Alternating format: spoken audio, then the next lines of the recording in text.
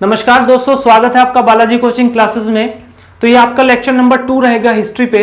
कल हमने हिस्ट्री की शुरुआत की थी और लेक्चर नंबर 1 मैं आपको ऑलरेडी बना के डाल चुका हूं। अगर आपने वो नहीं देखा है तो प्लीज जाके उसको देखिए, क्योंकि उसमें मैंने बहुत सी इंपॉर्टेंट बातें और उसमें मैंने एक इंट्रोडक्शन दिया है हिस्ट्री के बारे में। क्योंकि आप हिस्ट्री अगर शुरू कर रहे हो तो सबसे पहले आपके माइंड में एक इमेज होनी चाहिए कि एक्चुअल में हिस्ट्री शुरू कहां से हुई, इसके दौरान क्या क्या चीजें हुई, कैसे हमने इन चीजों को बांटा है, कहां पे ये चीजें जाके खत्म होगी। तो वो सारा का सारा इंट्रोडक्शन वीडियो में कल डाल चुका हूं। देखिए, टाइम वेस्ट नहीं करेंगे, सीधे पॉइंट पे आएंगे। आज हम बात करेंगे आपका एंशिएंट इंडिया से शुरू करेंगे। मैंने कल आपसे बताया था कि हिस्ट्री जो है 3 हिस्से में बटी हुई है, 3 कैटेगरी में डिवाइड है। पहला आपका एंशिएंट इंडिया, दूसरा आपका मिडिवल इंडिया और तीसरा आपका मॉडर्न इंडिया। आज हम एंशिएंट इंडिया में शुरुआत कर रहे हैं और एंशिएंट इंडिया में हम पढ़ेंगे प्री हिस्टोरिक पीरियड, जिसको हिंदी में बोलेंगे प्रागैतिहासिक काल। ये जो एंशिएंट इंडिया है ये भी 3 हिस्सों में बटा हुआ है। पहला है प्री हिस्टोरिक पीरियड, दूसरा है प्रोटो हिस्टोरिक पीरियड और थर्ड है आपका हिस्टोरिक पीरियड। उसके बाद फिर प्री हिस्टोरिक पीरियड जो है ये फर्दर डिवाइड हो जाता है 2 कैटेगरी में। पहला है आपका स्टोन एज और दूसरा है आपका कॉपर एज। तो आज हम शुरू कर रहे हैं स्टोन एज से। तो देखिए, आज मैंने ये जो रेड पॉइंट से लिखे हुए हैं, रेड मार्कर से जो चीजें लिखी हुई है, ये वे चीजें हैं जो पेपर में एक्चुअल में पूछी जाती है। देखिए, अगर मैं बात करूं तो जो हमारा स्टोन एज है ये 3 कैटेगरी में डिवाइड है। पहला है आपका पैलियोलिथिक पीरियड, जिसको हिंदी में बोलते हैं पूरा पाषाण काल। दूसरा है आपका मीसोलिथिक पीरियड, जिसको हिंदी में बोलते हैं मध्य पाषाण काल। और तीसरा है आपका नियोलिथिक पीरियड, जिसको हिंदी में बोलेंगे नवपाषाण काल। अब यहां से देखिए क्वेश्चंस कैसे बनते हैं पेपर में क्वेश्चन कैसे पूछे जाते हैं। आपसे पूछेगा कि बताइए आग का आविष्कार कब हुआ, आपसे पूछेगा कि पहिए का आविष्कार कब हुआ, आपसे पूछेगा कि आदि मानव ने जो है या मनुष्य ने, मानव ने जो है एग्रीकल्चर कब से शुरू की, कौन सी खेती की। तो ये सारे के सारे क्वेश्चंस इंपॉर्टेंट मैंने लिखे हुए हैं। तो चलिए बात करते हैं पहली कैटेगरी की, जो है पैलियोलिथिक पीरियड, जिसको हिंदी में मैंने बताया कि पूरा पाषाण काल। इसकी जो अवधि है, जो टाइम पीरियड है, ये अननोन से लेके 8000 बीसी तक रहा। अब इसमें पॉइंट्स क्या क्या इंपॉर्टेंट है आप ये देखिए। पहली चीज, बहुत बार पूछा गया है, आपका एसएससी में भी पूछा गया है, आपका टेट के एग्जामों में भी पूछा गया है कि आग का आविष्कार किस काल में हुआ। तो ध्यान रखिएगा, आग का जो आविष्कार है वो पैलियोलिथिक पीरियड में हुआ। उसके बाद पत्थरों के औजार बनाए गए। देखिए, हम बात कर रहे हैं स्टोन एज की। स्टोन एज का मतलब है यहां पे जो मानव था वो मानव नहीं था, वो क्या था, वो आदि मानव था, वो बंदरों की श्रेणी में आता था। तो इसीलिए यहां पे उसने सबसे पहले स्टोन का आविष्कार किया, पत्थरों का आविष्कार किया। अब जब उसके पास पत्थर होंगे तो उन्हीं को घिस घिस के उसने क्या बनाई, उसने आग का आविष्कार किया। फिर इन्हीं पत्थरों का यूज करके उसने औजार बनाए। अब जब औजार बनाएगा तो फिर शिकार भी करेगा। इसका मतलब सबसे पहले देखिए, लाइन से बिल्कुल चीजें आपके दिमाग में होनी चाहिए कि सबसे पहले आग का आविष्कार हुआ, दूसरी चीज पत्थरों के औजार बनाए और तीसरी चीज शिकार करना उसने यहीं से शुरू किया। ये क्वेश्चन भी पूछा जाता है कि शिकार करना किस काल से शुरू हुआ, तो वो था आपका पूरा पाषाण काल। उसके बाद यहाँ के जो लोग थे वो एक तरीके से जो नदी के बगल में जो गुफाएं वगैरह होती थी, ज्यादातर वहीं पे रहते थे।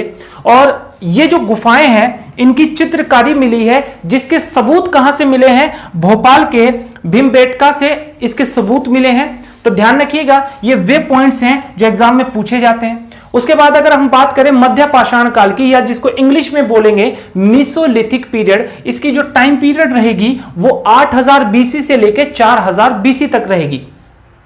यहां पे कौन से इंपॉर्टेंट काम हुए?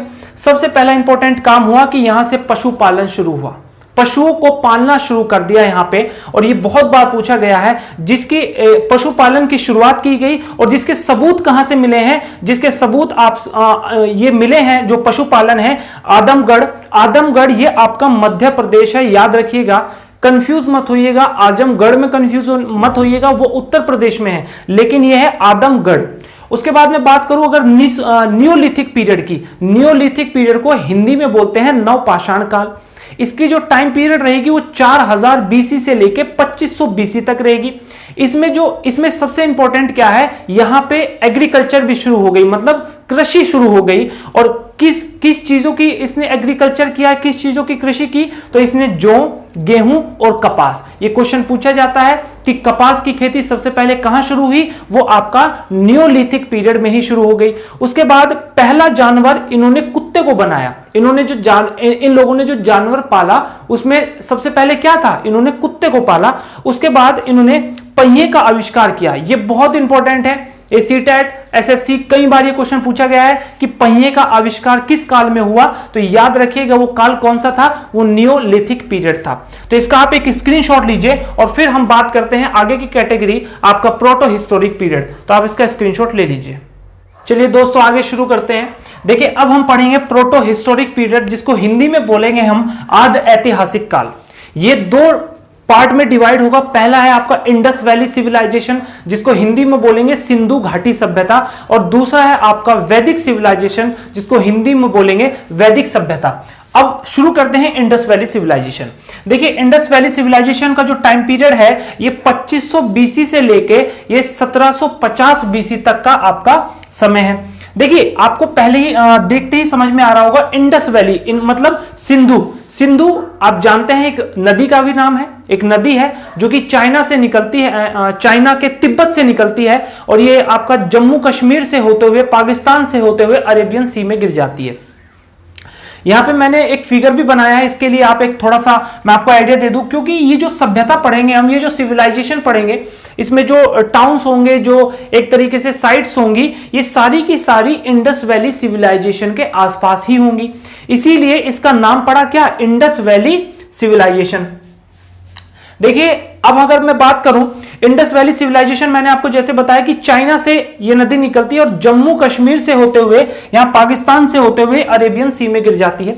इसकी कुछ सहायक नदियां भी हैं, जैसे कि झेलम, चेनाब, रवि, ब्यास और सतलज। ये सारी की सारी इसकी सहायक नदी हैं। तो ये जितना भी जाल होगा ये चीजों का, या जितनी भी साइट्स का, इस सारी की सारी इंडस वैली सिविलाइजेशन के आसपास की होगी। तो आप इसको थोड़ा सा एक बार इसका स्क्रीनशॉट ले लीजिए, फिर थोड़ा सा मैं इसको रफ कर देता हूं, या चलिए मैं बोल देता हूं। अब देखिए इसमें कुछ इंपॉर्टेंट पॉइंट है इंडस वैली सिविलाइजेशन। देखिए एक वर्ड है आर्कियोलॉजिकल। आर्कियोलॉजिकल का मतलब क्या होता है, लॉजी का मतलब होता है स्टडी, ये एक रूट वर्ड है, और आर्कियोलॉजिकल का मतलब होता है जब आप जो पुरानी बिल्डिंग्स वगैरह या मोन्यूमेंट्स वगैरह होते हैं उन पे स्टडी करते हो, तो उसी को बोलते हैं आर्कियोलॉजी। अब एक आदमी था जिसका नाम था अलेक्जेंडर कनिंघम।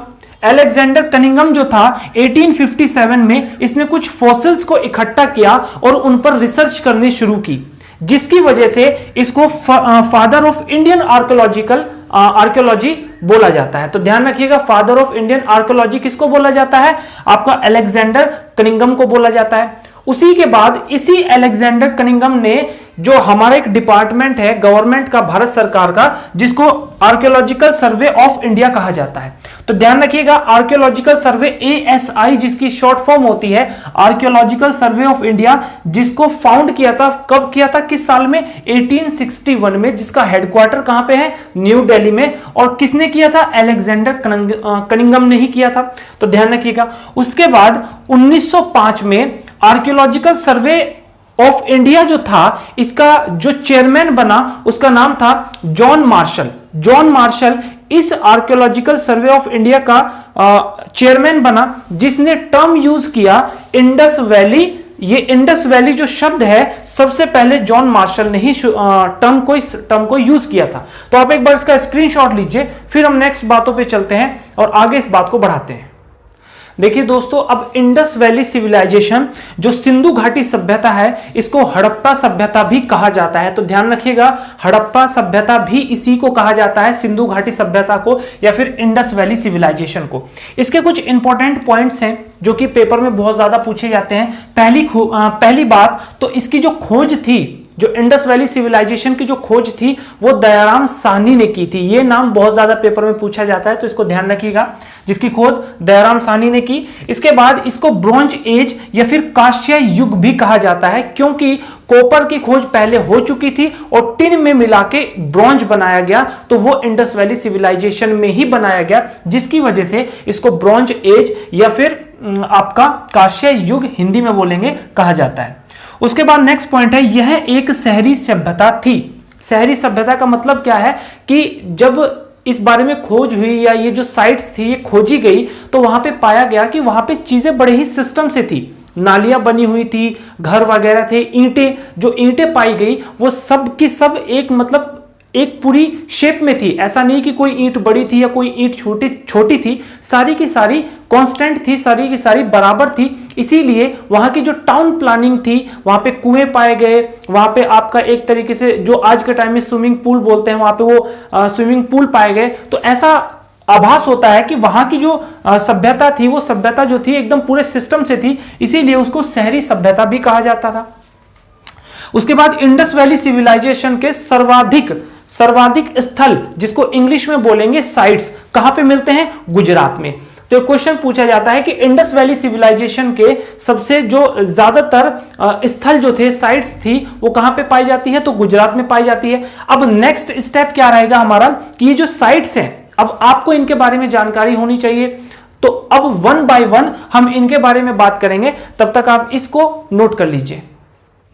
चलिए दोस्तों, बातों को आगे बढ़ाते हैं। और मैंने अभी आपसे बताया कि इंडस वैली सिविलाइजेशन, जिसको हम सिंधु घाटी सभ्यता भी कहते हैं, ये हमारी इंडस रिवर के आसपास फैली हुई है सारी की सारी साइट्स। तो हम इंपॉर्टेंट साइट्स के बारे में बात करेंगे। यहां पे मैंने लिखा हुआ है, और हिंदी में इन साइट्स को बोलते हैं स्थल।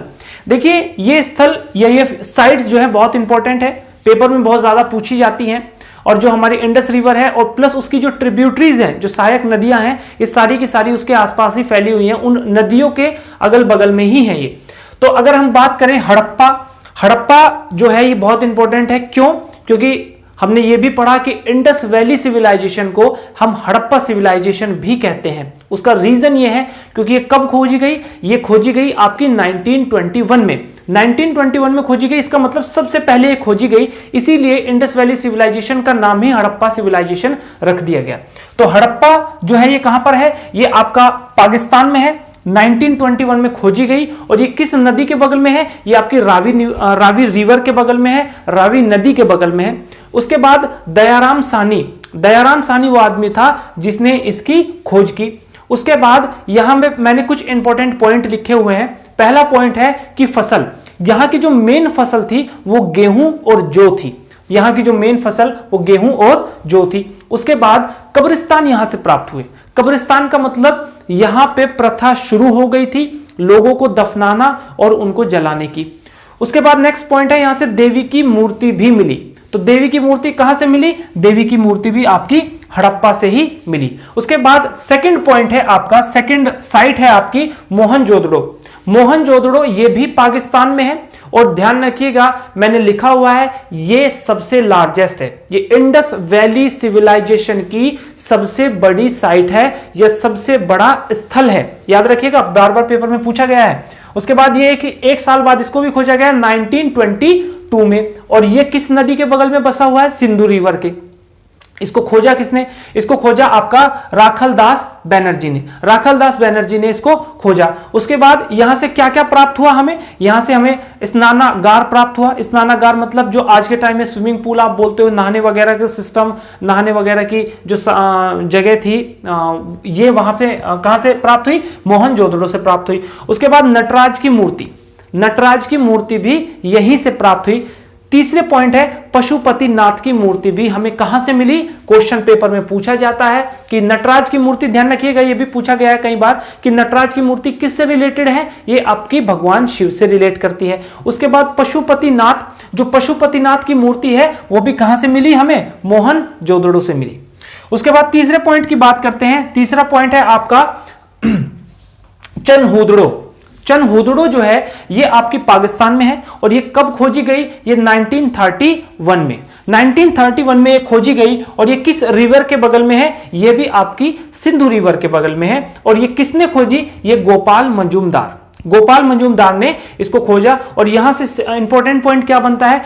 ये इंपॉर्टेंट पॉइंट बनता है यहां से कि ये जो साइट थी ये यहां की सिर्फ ओनली, क्योंकि हमने बात की थी कि जो इंडस वैली सिविलाइजेशन है ये हमारी शहरी सभ्यता है, लेकिन ये जो है आपकी चनहुदड़ो, ये आपकी ओनली विलेज है। ओनली विलेज का मतलब सिर्फ अकेला ग्रामीण साइट है ये इंडस वैली सिविलाइजेशन की, ध्यान रखिएगा, ओनली लगा हुआ है, इसका मतलब इंपॉर्टेंट है।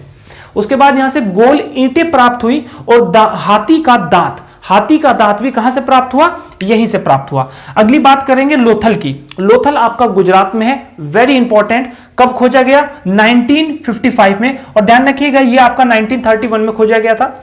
और अगर लोथल की बात करें तो 1955 ये किस नदी के बगल में बसा हुआ है, तो ये आपकी भोगवा रिवर, भोगवा रिवर के बगल में बना हुआ है। और रंगनाथ, रंगनाथ जो है राव ये आदमी था जिसने इसको खोजा।